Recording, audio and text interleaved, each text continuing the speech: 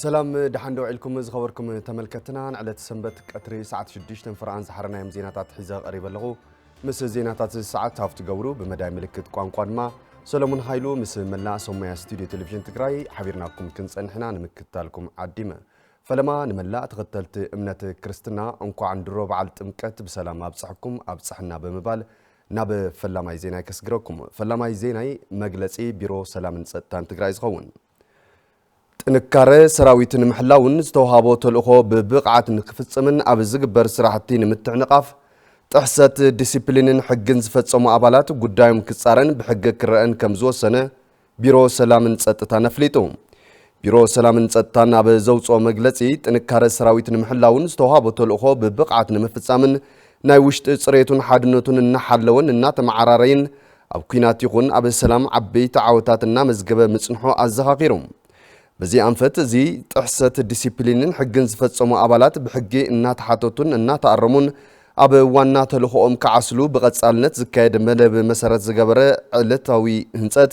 لمود السراح سراويت تقرا يوزبله تبيرو انتخونا جن حدا امرار سراويت كل سب قدم حقي معر مخانو رسيعم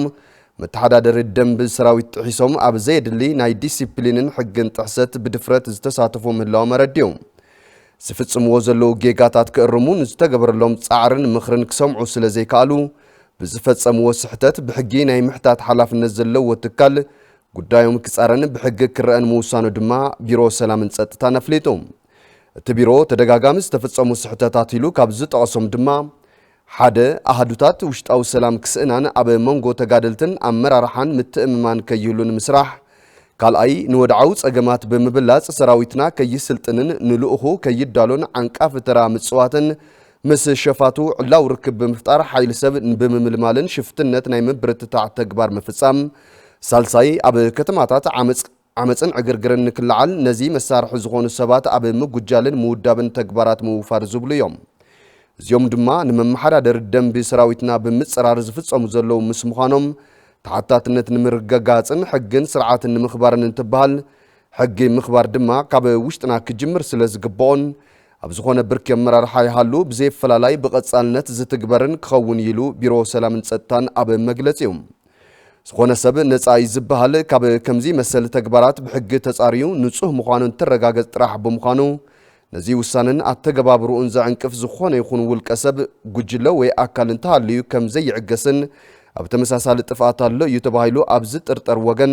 حقيناي مخبار سرحت تتناخيرو كم زقصلن نملا حزبنان سراويتنان كنفلጥ نفوتيلو بيرو سلامن ጸጥታን አብዘውጾ መግለጺ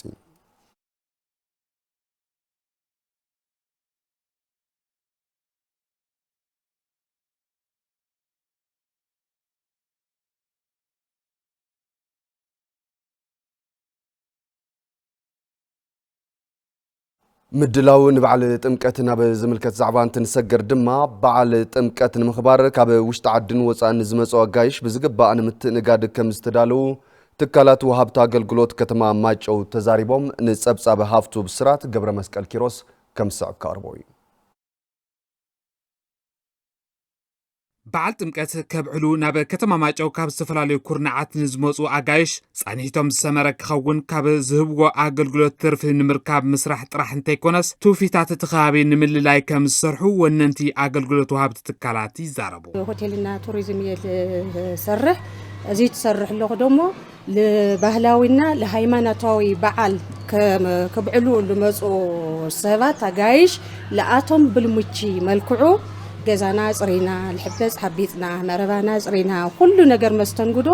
ተመጽዮምስ ተሞቺዎም hamልኸት ንዓቅምና ለአክል አዳሊና አይና በዓለ ጥምቀት ተመልኺቱ ካወጻ ብዙሕ ሰባይ መጸና እዩ ካሙሉ ኢትዮጵያ ብዙሕ ሰብ ይልመጸና እቲ ሰብሱጉን መጽኡ እቲ ባህልናይ ተሃይማኖትናይ ሁሉን ይሆና ተዓድና ድሕስቶ አርኢና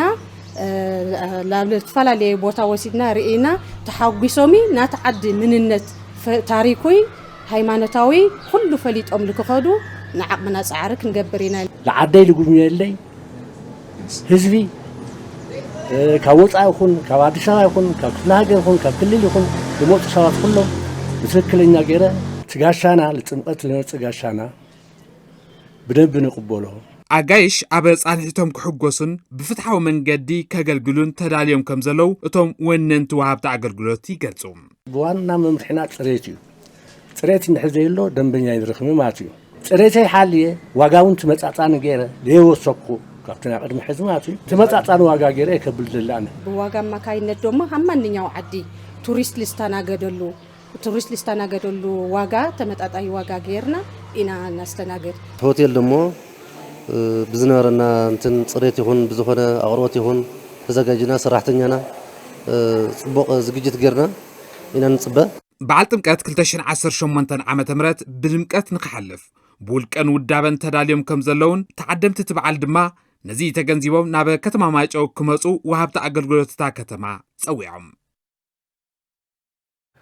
ዩኒቨርሲቲ ራያ ባህልን መነባብሮን ሕብረተሰብ ራያ ንዓለም ንምልላይን ማእኸል ምርምር ንምግባርን ዘኽእል ማእኸል ባህሊ ኣጣይሹም ኣብ ትግራይ ካብ ዝርከቡ ዘይተበረዙ ባህልታት ሓደ ዝኾነ ባህልታትን ትውፊታትን ራያ ናይ ባዕሉ ኣከዳድና ስርዓት ኣመጋግባ ስርዓት ዳይነት ኣቦ ገረብ ድባራትን ላዛን ንዓለም ንምፍላጥ ዩኒቨርሲቲ ራያ ዝጀመሮ ምጥያሽ ማእኸል ባህሊ ዝናኣድ ምዃኑ ምክትል ሓላፊት ቢሮ ባህልን ቱሪዝምን ትግራይ ወይዘሮ ዘነቡ ገብረመድህን ገሊፀን። ኣብ ደጓዕታትን ቆላታትን ራያ ዘለው ዝድህሰሱን ዘይድህሰሱን ባህልታት ብዝግባእ ንምስናድን ንምርምር ንክውዕልን እቲ ዩኒቨርሲቲ ኣበርቲዑ ክሰርሕ ዝፀውዓ ወይዘሮ ዘነቡ ቢሮ ባህልን ቱሪዝምን ትግራይ ናይ ባዕሉ ብጽሒት ክፍጽም ምዃኑ ኣረጋጊጸን። ፕሬዚደንት ዩኒቨርሲቲ ራያ ፕሮፌሰር ታደሰ ደጀኔ ብግዶም ብቐጻልነት ባህሊ ራያ ንዓለም ንምልላይ ሰፋሕቲ ስራሕቲ ከም ዝጠልብ ብምግላጽ ከም ዩኒቨርሲቲ ኣጠናኺሮም ከም ዝቕጽልሉ ተዛሪቦም። እቲ ማእኸል ባህሊ ካብ መጋየጽታት ናውትታት ሕርሻ ባህላዊ ክዳውንትን ንስርዓት ኣቦ ገረብን ድባራትን ካልኦትን ብውስን መልክዑ ዝገልጹ ናውትታትን ስእልታትን ዝሓቆፈ ማእኸል ምዃኑ እቲ ዩኒቨርሲቲ ሓቢሩ ከም ጸብጻብ መሳርሕትና ኣስናቀ መሐመድ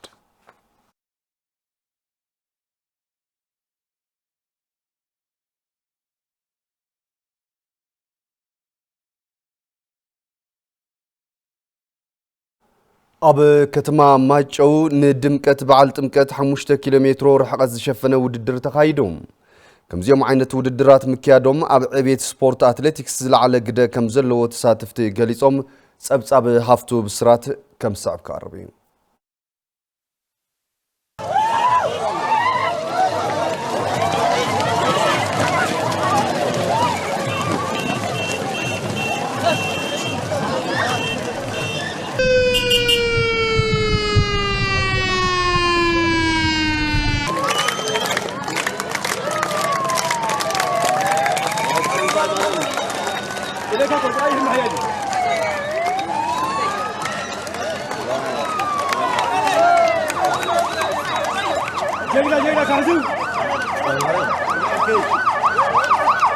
اسمي أتلت فصوم زرع يبال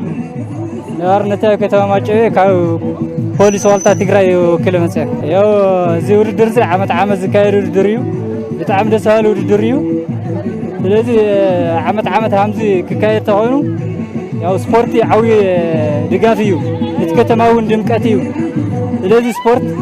ከምዚ ዓይነት ውድድራት ክህልይ ተኾይኑ ተተካ ኣትሌታት እውን ይፈጥር እዩ። ካልኣይ ወፀነኹ እና ስምዕነሞ ብጣዕሚ ደስ በሃል ማለት እዩ። እዚ ዓመት ኩሉ ግዜ ሃምዚ እንድሕር ተኻይዱ ልትድኖ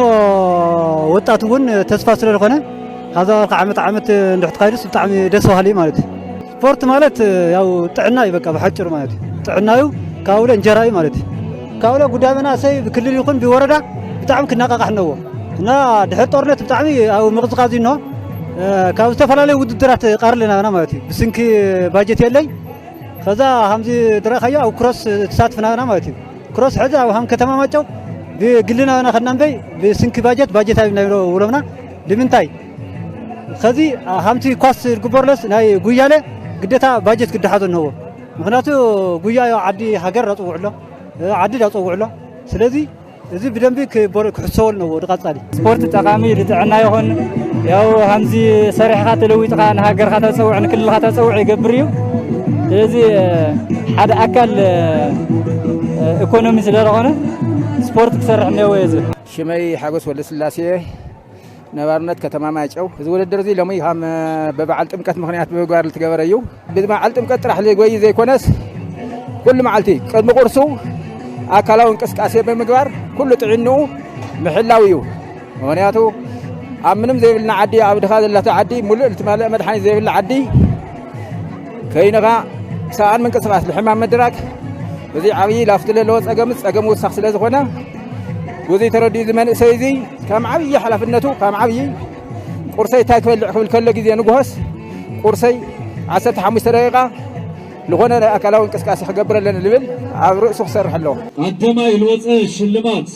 10,000 بر هل الوصى 7,000 بر سالساي الوصى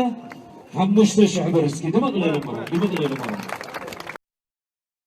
زيناتات سنبت بقطتها أب مكتتال تركب زخبركم تملكتنا حريخم تلفزيون تكراجيركم تكتاتول سلازلهم دما كبرت يابلنا بمبال كاب بعلت مكت زملكتو زعباتات وصينا ناب كالوت قدات ما هنسجر بالعلي حد نتوي 3 بليون بر بجت أب 34 كتمات تجراي سرحتي داغ منصت مسرت المعات مبراهتي سراح كم زلو قلقالوت حيل الكتريك إثيوبيا ريجن مقلف ليتوم قلقالوت الكتريك إثيوبيا ريجن مقله مس مداركتا كالاتن عماويلن أبا وهبا قلقالوت ملكيتو وعلى مخكر أكايدلو تسفاي تادس بزرزر حيزولو دنگتنيا لخون مبراح مطفا لتو ماشيناتي كلو تناغزا الكترونيكس ديتقما ام تلفزيون غلطات افتيم موتور بتم ابيتم ازي ابي غدات يبصحلو بخالي وغن افتن ترانسفورمرات تبالاشين مو صغننا تتل تلخا افسرحتنياكم سنه مغبار خريكم مدو افت باور للوغن بتعمي لعلي 200 جرام برينتر بول كرخا كمبيوترات قاصي لنا ناي كتملكت لخاون من نحنا يكونن نات باور ጉዳይ ከይኮነስ ና ውሽጥኩም ኮኔክሽን ገለምታት ልባል ነገርኒሞ እቲ ፓወር ፎካስ ይካ ጠመተታው ሄዎ ተዝረአ ትራንስፎርመር ከግዛ እንተሎ በዓልና ገዝ ክባል እንተሎ ማቴሪያል ነቅርቦ ኢና ዝብል ኬብላት ካልኦት ማቴሪያላት በዓልና ነቅርቦ ለኩም ኢና ተባሂሉ ይበልሞ በትዋነ ብዝነበረ ዋጋ ከይግዛ መጨረሹ ኣብ ኢምፕሊሜንቴሽን ክመጽኸሎ የለንማ ባዕልኩም ግዝኡ ዝበሃል ዓብይ ክሳራ ዘወድቕ እዩ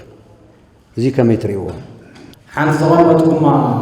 ጽብቕቲ መቃለሲ ትጨርሐና ኤሌክትሪክ ተጠፊኡ ኣይድቅስን እዚኣስ ናይ ማን ድም ከይደቀስኩም ተሓድሩ ዝርኢቶ ኣለኒ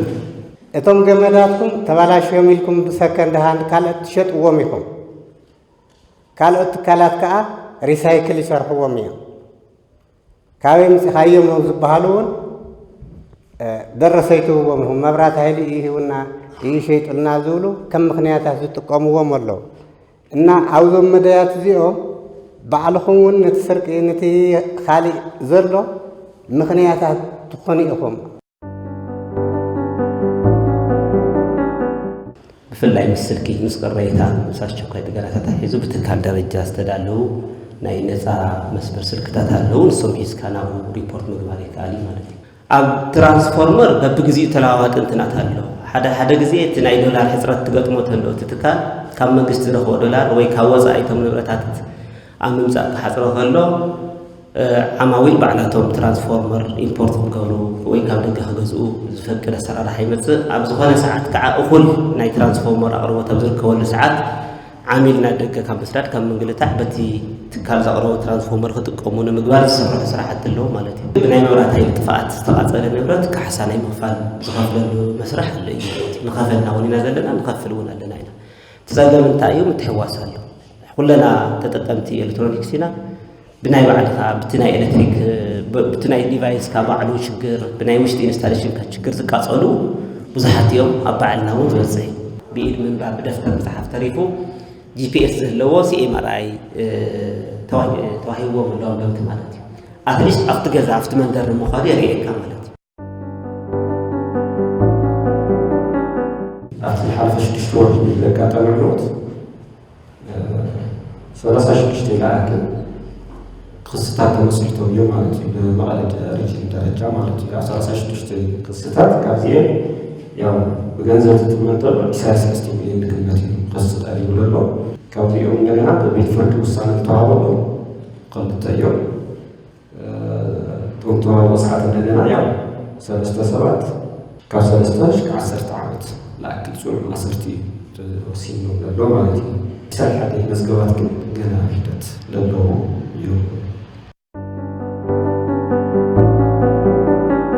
ካብ 2015 ጀሚሩ ያው ፍቲና ዳግመ ህንፀት ስራሕቲ ብልዕሊ 1.3 ቢልዮን 1,000 ኪሎ ሜትር ለመስራሕ ቅጥት ሒዙ ሽቃ ህዚ ሊስራሕ ለሎ ካብዚ ያው ሽቃ ህዚቲ ፕሮጀክት 80 አካባቢ በጽሕ ኣሎ ኣብ ከተማ መቐለ ክፍለ ከተማ ዓይደር ካልኣይ ብርኪ ቤት ትምህርቲ ዓድሓ ዝርከቡ ተመዛበልቲ ምዕራብ ትግራይ ንልዕሊ 5 ዓመት ሰኣን ምግብን ሕክምናን ኣብ ዝኸፈ ስቃይን መከራን ከም ዝርከቡ ገሊጾም እቶም ተመዛበልቲ ቀንዲ መፍትሒ ጸገሞም ናብ መረበቶም ምምላስ ብምዃኑ ዝምልከቶም ኣካላት ጻውጥ ገይሮም ናብ ዓዶም ክምልስዎም ጸዊዖም ንጸብጻብ ሃይለ ስላሴ ገብረ ሚካኤል ገብረ መስቀል ኪሮስ ከም ሳብ ቀርበው ኣብ ከተማ መቐለ ክፍለ ከተማ ዓይደር ጣብያ ዓድሓ ካልኣይ ብርኪ ቤት ትምህርቲ ዓድሓ ዝርከቡ ተመዛበልቲ ምዕራብ ትግራይ ንልዕሊ 5 ዓመት ሰኣን ምግብን ሕክምናን ኣብ ዝኸፈአ ስቃይን መከራን ከም ዝርከቡ ይዛረቡ ኣባና ድማ እዚ ድማ ዓድሓ ድማ ዓይድብኒ ድማ ብጣዕሚ ኣስጊኢና ኒና ይሄ لهوتنا عبي حتى إنا نينا تغلال تحكمنا دم مدحات يلا إلبها منم تمدحاني أبيها من قرش دم يبلنا قرش كين حكام أب شماغلتات بتعمي سأجمني أو حضور حمام زلوم شماغلتات النيونا تميت النيو تهت أنتي بحدا خنور خلونا يحخخ شجرني إن بتعمي نيسامنا شجر مالتي تحخخ كأون تنوسات أرات أخل مجوي لن كيار مجوه رحوالي يخلان قرون النيو فلان ليتي بلنن أنا سكت أديك أتولدني حافيو في اللتن وزير رؤسك لحاخك إذا حضر حكمنا إلنا تمالك هجي مسؤولس مسيوم نيرو يولنا نيلهم كيدو ثم لا زور الحكوم لا رجع حمي شاور خلي جلس ملحن زبادي يخلون مش لا يمزونا عمي تولي خيوسي بقى صويلو بالحاطة يفلتن كبر خاينا صويلو بالحاطة زي يفلت مقوي مسيناني تموجنات أبزخف عصبا كم زلوز تجنزبو أبلات سراويت أرمي 9 كلتن لعلى 3 مليون بر زواجهم مقواو حجزات دقف كيرم حلفي لوجستيك أرمي 9 كلتن تجارلاي جرماي تركه اتحجز حد أبال سراويت وجناي بتميت كموت يولنيلو كابتا زلاتو زأكوا حجز كم زخنة يبره تنتسعن حدن كنتاز لك زلخو نوسو كفت جارلاي كرت ميتي قشواتي وزجزانيان تنفينا ما كاب حد حتى قال لا 3 كيلو واسيو ايان 121 كنتال تواسين دلوا اتقلاي بجنزب كتمنتلو ناب 2 مليون 9 شح زقمت جنزبيو تونا سالنا او قلنكم لنا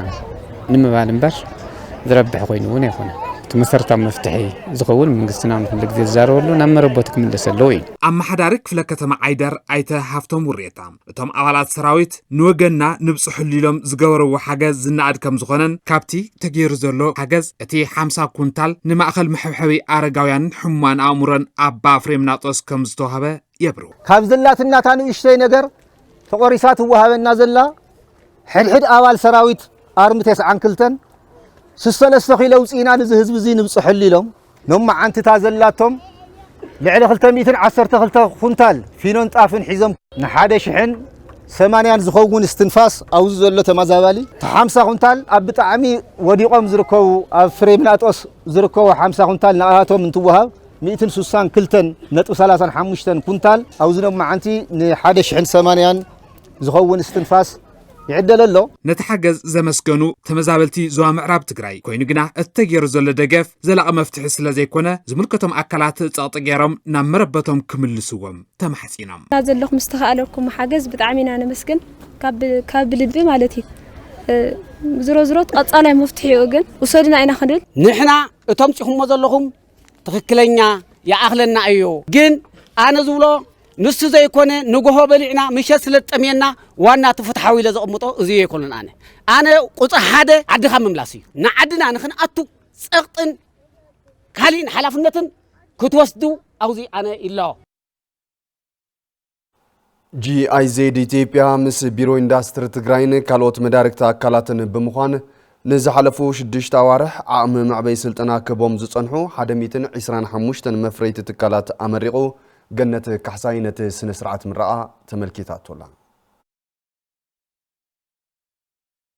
ሚሊዮን ለገሰት በሃል ኣብ ከተማ መቐለ ወናኒት አልፋ ፕሮዳክት ያ ኣብ 2008 ዓመተ ምህረት ኮብልስቶን ሰሪሓ ብዝረኸበቱ 30,000 ብር ኩኪስን ብስኩትን መፍራይ ጀመረቱ ስራሕ ኣብ ዝሕዚ እዋን ወናኒት 23 ሚሊዮን ብር ብምዃን ንልዕሊ 30 መናእሰይ ዕድል ስራሕ ከም ዝፈጠረት ትዛረብ ኣነ ተጠቀምኩ መጀመርያ ኣብ ማሕበረሰብ ዝነበረ ችግር ኩኪስ ተዓሽጉ ናይ ምቕራብ ኣይነበረ ኣነ ጽንዓት ገይረ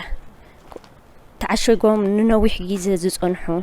كي تبالاشوا ننوح جيزة زتقاموا لهم نسب سباتات كم شهبنا عينتات نبرز دي بعشوا جزء مرات مهرتات كابد جنبر كأبانا ينبرن إن إذا سرح الزندحر ألفا برودكت اندحراس في حيو كسرحية بالزبل